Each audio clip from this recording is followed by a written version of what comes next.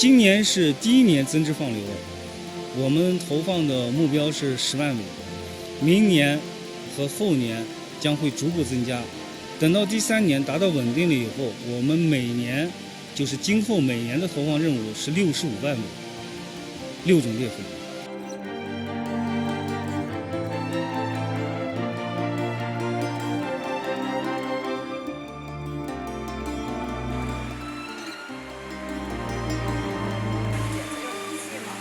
化学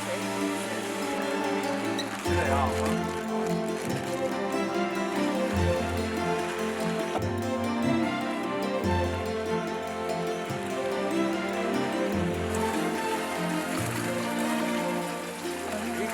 我们从去年开始就聘请了一家这个观测单位，每年的繁殖期4至5月份，对叶尔羌河流域上下游的水生生物进行监测，来观测和验证通过放流活动对水生生物的繁殖是呈良性的。